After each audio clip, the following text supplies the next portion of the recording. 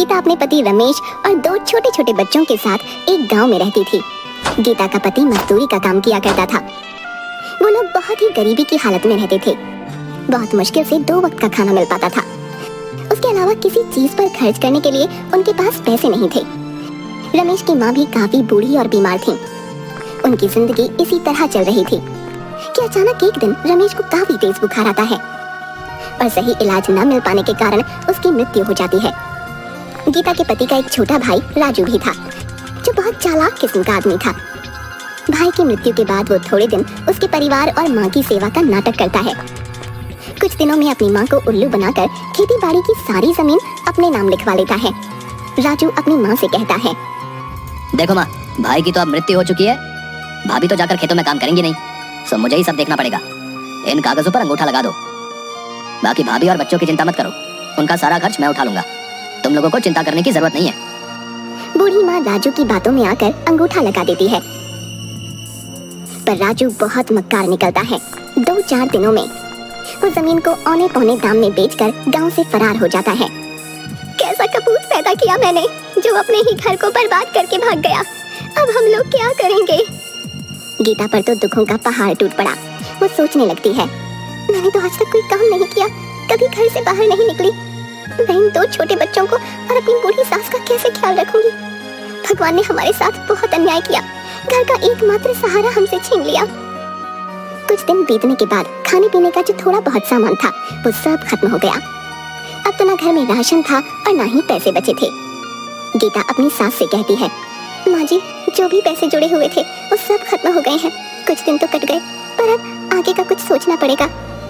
आस पड़ोस के लोग कुछ दिन तो उन लोगों की मदद करते हैं, पर धीरे धीरे सब लोग उन्हें उनके हाल पर छोड़ देते हैं।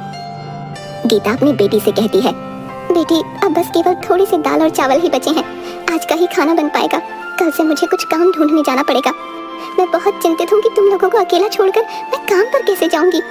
माँ जी भी तो बीमार रहती हैं, उन्हें किसके भरोसे छोड़कर जाऊं? आप चिंता बिल्कुल न करें, आप तो भगवान की इतनी पूजा करती हैं, वो जरूर आपकी मदद करेंगे। हाँ बेटी, अब भगवान ही हमारी मदद कर सकते हैं, तुम भी उनसे प्रार्थना करना। चलो अब खाना खा लो। बच्चों और सास को खाना खिला लेने के बाद केवल थोड़ा सा ही खाना उसके लिए बचा। गीता जैसे ही खाना खाने के लिए बैठी तभी बाहर से आवाज आती है, क्या कोई घर पर है? इस भूखी बुढ़िया को भी खाना खिला दो। बूढ़ी अम्मा की आवाज सुनकर गीता तुरंत बाहर आती है और उन्हें बैठने के लिए कहती है। गीता ने अपने लिए जो थोड़े से दाल चावल रखे थे वो उस बुढ़िया को देने के लिए प्लेट में डालकर ले आती है। ये जो थोड़ा बहुत खाना है खा लो, मेरे पास आज केवल इतना ही भोजन है, आप इसे ग्रहण कर लें। बूढ़ी अम्मा खाना खाते खाते गीता से पूछने लगती हैं, क्या हुआ बेटी, उदास क्यों है? गीता उस बूढ़ी अम्मा को सारी कहानी बताते हुए कहती है कि किस तरह अचानक उसके पति की मृत्यु के बाद घर का सारा भार उसके ऊपर आ गया और कमाई का कोई जरिया नहीं है। आज तो राशन भी खत्म हो गया है। मुझे समझ नहीं आ रहा कि अपने छोटे छोटे बच्चों और बूढ़ी सास को छोड़कर कैसे बाहर काम पर जाऊं, और यदि काम नहीं किया तो इनके लिए खाना कहाँ से लाऊंगी? बूढ़ी अम्मा गीता की सारी बातें सुनकर उससे कहती है, तुमने ये जो दाल चावल बनाए थे इनमें बहुत ही स्वाद था, तुम्हारे हाथ में स्वाद है।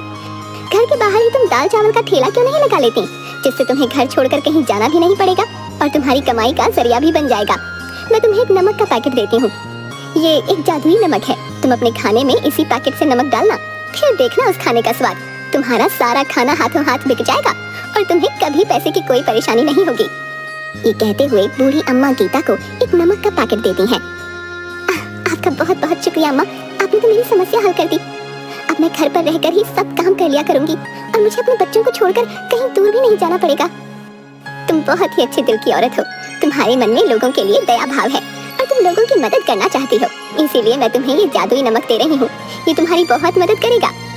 हाँ, ये याद रखना, ये पैकेट कभी भी खाली नहीं होगा, बस तुम इसे एक जगह संभाल कर रख देना और हमेशा खाने में नमक इसी में से डालना।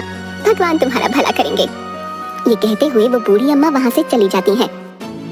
गीता अगले ही दिन भगवान का नाम लेकर खाना बनाने का काम शुरू करती है। पहले दिन वो दाल चावल ही बनाती है और उसमें वही जादुई नमक डालती है। वो अपने आसपास के सभी घरों में कहलवा देती है कि आज से वो दाल चावल बनाकर बेचने का काम शुरू कर रही है। जिसे भी दाल चावल लेने हो वो उससे खरीद सकता है। पहले ही दिन कुछ लोग गीता से दाल चावल खरीद कर खाते हैं तो उसके दाल चावल के स्वाद से वो लोग बहुत खुश होते हैं। गीता बहन, वाह क्या बात है। ये दाल चावल तो बहुत ही स्वादिष्ट है? हम भी रोज घर में दाल चावल बनाते हैं, परंतु ऐसा स्वाद तो कभी भी नहीं आया भाई। हाँ। भाई ऐसे दाल चावल ना गुड्डू की माँ जो है 100 साल लगा कर भी नहीं बना पाएगी, बता रहा हूँ। स्वाद आ गया भाई सच में। हाँ। गीता के बनाए दाल चावल धीरे धीरे पूरे गांव में मशहूर हो जाते हैं। पूरे गांव भर में उसके दाल चावल की तारीफ होने लगती है। उस जादुई नमक के स्वाद ने अपना जादू चला दिया और गीता के बनाए दाल चावल गांव भर में मशहूर हो गए। अब गीता जितना भी खाना बनाती वो हाथों हाथ बिक जाता। गीता की अच्छी खासी कमाई होने लगी और उसके पास पैसे भी जुड़ने लगे। गीता अपनी सास से कहती है, माँ जी, हमारे बनाए दाल चावल पूरे गांव भर में सबको पसंद आ रहे हैं और रोजाना ग्राहक बढ़ते ही जा रहे हैं। अब हमारे घर में पैसे की कोई कमी नहीं है। मैं सोच रही हूँ क्यों ना मैं अपने साथ काम करने के लिए एक नौकर को रख लूँ और हम दाल चावल के साथ साथ सब्जी और रोटी भी बनाकर बेचेंगे, जिससे कि हमारी कमाई और बढ़ेगी। हाँ हाँ, क्यों नहीं बेटी, तुम इतने मन से और साफ सफाई से खाना बनाती हो तो खाने में तो स्वाद आएगा ही। तुम इसी तरह मेहनत करती रहो, भगवान तुम्हें सफलता देंगे। बस फिर क्या था, गीता अगले ही दिन से मुन्ना नाम के एक लड़के को अपने साथ काम करने के लिए रख लेती है। खाना तो गीता ही बनाती थी, जिसमें वो जादुई नमक डालती, परंतु खाना परोसना, ग्राहकों से पैसे लेना और उन्हें खाना डाल कर देना, ये सब काम के लिए उसने मुन्ना को रख लिया। मुन्ना काफी गरीब था और चालाक भी। जब उसने देखा कि गीता का बनाया हुआ खाना इतना बिकता है तो वो सोचने लगा, क्यों ना मैं भी किसी तरह खाना बनाकर अपना अलग ठेला लगा लूं। यहाँ नौकरी करते तो मुझे 4 पैसे ही मिलने वाले हैं, परंतु अपने ठेले से मुझे अच्छी कमाई हो जाएगी। मुन्ना अपने दोस्त से कहता है, अरे यार, ये दिन भर की नौकरी करने के बाद मेरे हाथ में तो कुछ भी नहीं आता। इतनी कम तनख्वाह में भी भला गुजारा होता है क्या है? मैं सोच रहा हूँ जब गीता औरत होकर इतना कमा सकती है तो मैं क्यों नहीं, मैं भी अलग ठेला लगा लूंगा। जब इस काम में इतनी कमाई है तो मैं अलग से ठेला लगाकर ज्यादा मुनाफा क्यों ना कमाऊं भाई, है? कब तक उस गीता का नौकर बना रहूंगा?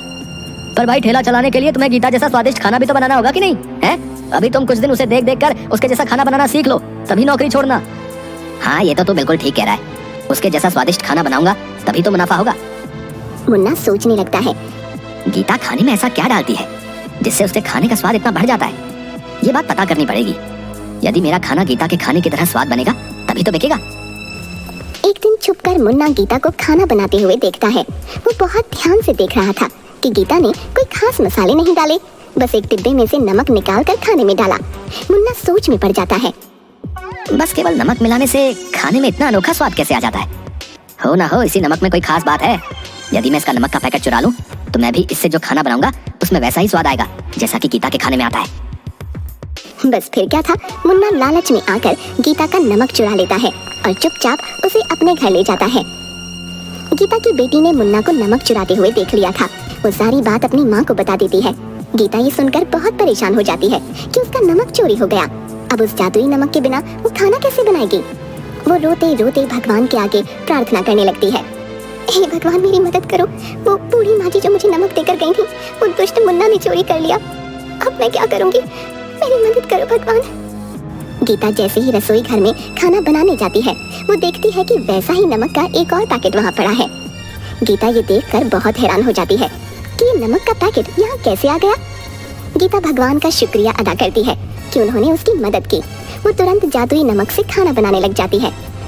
उधर दूसरी ओर मुन्ना भी उस चुराए हुए नमक से खाना बनाकर अपने ठेले पर लगाता है और सभी लोगों से कहता है, आइए आइए और मुन्ना के ठेले पर आकर स्वादिष्ट खाना खाएं।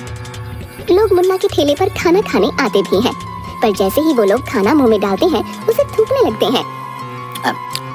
अरे थू थू थू थू थू थू, हैं? इतना बेस्वाद और गंदा खाना है, इसमें तुमने नमक मसाले डाले हैं या जहर डाला भाई? हैं? थू थू थू थू थू, हमारे सारे पैसे बर्बाद कर दिए। ये खाना तो कोई जानवर भी नहीं खाएगा। लाओ हमारे पैसे वापस करो। सभी लोग मुन्ना को भला बुरा कहने लगते हैं और अपने पैसे वापस लेकर वहाँ से चले जाते हैं। वो बहुत दुखी होता है कि उसने तो पैसे उधार लेकर बहुत सारा खाना बना लिया था, परंतु सारा खाना बर्बाद हो गया, जिससे उसका बहुत नुकसान हुआ। अगले दिन मुन्ना रोते हुए गीता से माफी मांगने जाता है। उसे समझ में आ गया था कि एक भली औरत के साथ बुरा करने और चोरी करने का अंजाम उसे मिल गया है। वो गीता के आगे हाथ जोड़ते हुए कहता है, गीता बहन मुझे माफ कर दो। मैंने तुम्हारा जादुई नमक चुराकर फायदा कमाने की सोची, परंतु मैं ये भूल गया कि जादुई चीज तो उसी व्यक्ति के यहाँ काम करती है जिसे वो दी जाती है। मैंने लालच में अंधे होकर तुम्हारा जादुई नमक चुरा लिया। मुझे माफ कर दो और मुझे अपने पास दोबारा काम पर रख लो। मैंने तुम्हारे यहाँ नौकरी छोड़कर बहुत बुरा किया। मेरे छोटे छोटे बच्चे भूखे मर जाएंगे। मुझ पर दया करो, मैं आइंदा कभी भी तुम्हें शिकायत का मौका नहीं दूंगा। मुन्ना को इस तरह से रोते देख गीता का मन पसीज जाता है। गीता मुन्ना से कहती है, अरे अब तुम रोना बंद करो। मैं इतनी कठोर नहीं हूँ कि तुम्हें दोबारा काम पर ना रखूं और तुम्हारे बच्चों को भूखा मरने के लिए छोड़ दूं। तुम्हें अपनी गलती का एहसास हो गया, बस नहीं काफी है। पर आगे से हमेशा ये बात याद रखना कि किसी दूसरे की चीज पर अपनी नियत खराब मत करना, क्योंकि चोरी की चीज कभी तुम्हें अच्छा फल नहीं देगी, बल्कि उसके दुष्परिणाम ही तुम्हें भुगतने पड़ेंगे। मुन्ना को अपनी गलती समझ आ जाती है और उसके बाद से वो पूरी ईमानदारी के साथ गीता के यहाँ काम करने लगता है।